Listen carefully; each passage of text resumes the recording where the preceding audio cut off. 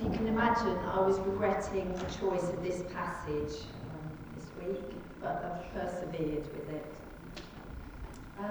We've been looking at just some passages from Revelation, mainly about Jesus, and we've jumped now to Revelation 21.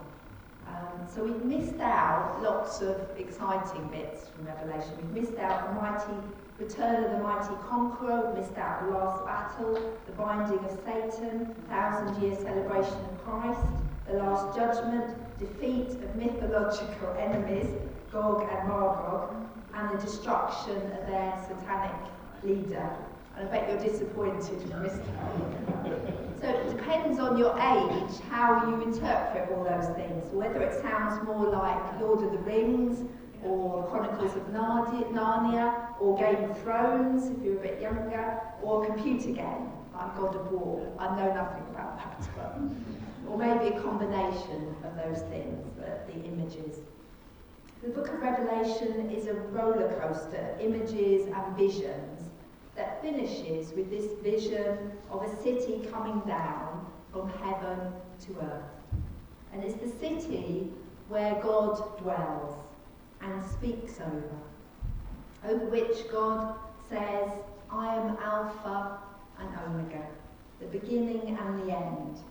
Not just that God was there at the beginning and will be there at the end, but that God is the beginning and God is the end. Everything was birthed from God, and God is the end. All returns to me when God is all in all. And we're told in the passage there's no need for the temple because the presence of God there is fully around.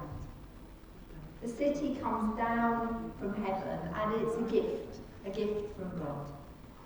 And it's not like the Tower of Babel, which the people tried to build up to heaven. We often try to build things up and try and get to heaven. And the Tower of Babel is a picture of that. Humanity always tries to get to heaven, do things in our own strength. From the Tower of Babel to Elon Musk with his rockets, we're trying to get to God or get to heaven to conquer the universe. But God sees the city coming down, reminding us there are things that we can't do. We can only receive. At base, our faith is a training in receiving, of saying we are weak, we have our limits. We trust in God. We can only receive from God. A deep knowing that life, both ours and our loved ones, and the world, its destiny, its future, are not wholly dependent on our accomplishments and all the things that we strive to do, but are cradled in the arms of God. And that's what the vision is about the future. All things will come together. And at the end, the city comes down from God. And cities, as we know in the news, are warring, have been built and destroyed, dreamed and denounced. But the last one is given, a habitat for humanity, a dwelling place for God. But there's a feeling that it's not enough, that there's still suffering and sadness. People have suffered, are suffering, and this cannot be immediately undone by this gift. Pain and regret and grief are too real, as we know, to be overcome straight away with a gift. The damage is deeply rooted. And there are things that need dealing with. If we look at the first attempts at describing the city of God, we see that John tells us some things that won't be there, a list of things. And it's as if he has a room, I don't know if you watched the programme Room 101, which is based on 1984, the idea of a room where there's something horrible. But the programme, Room 101, is about sending things that you don't like to that room. And that's what John does here. Strangely for us, those of us who love the sea, we're told, first of all, that there'll be no sea. It might seem strange to us. But for John, he was exiled on the island of Patmos, and he was separated. The sea marked the separation from his family and from his beloved churches. And so the sea was an enemy, restricted him.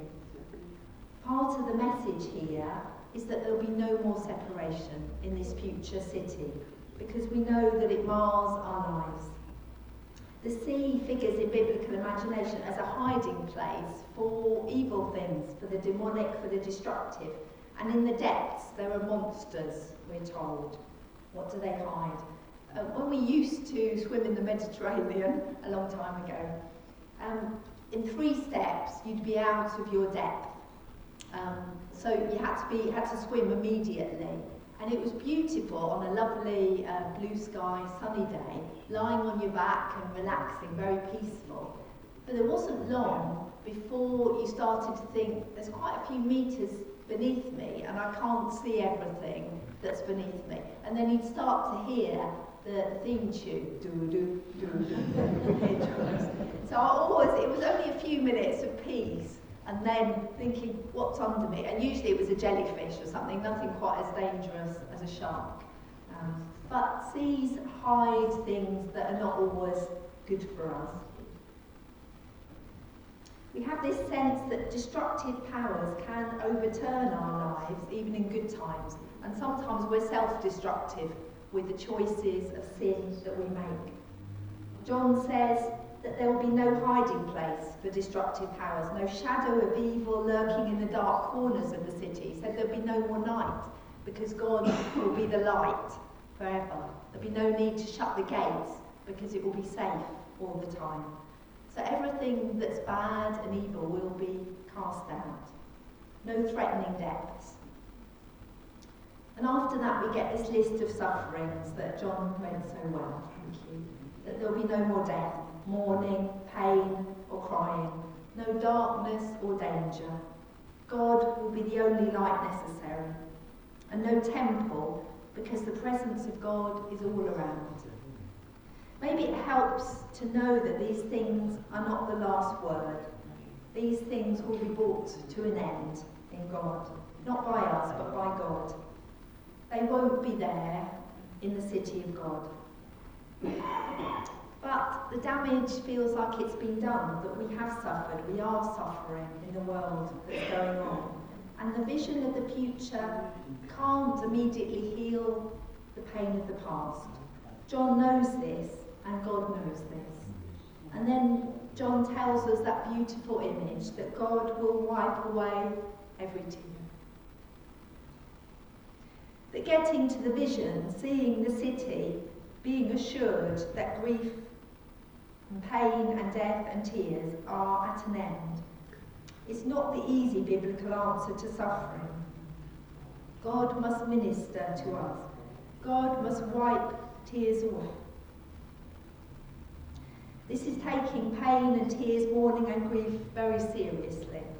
It's not easily dealt with. We're not easily comforted or healed.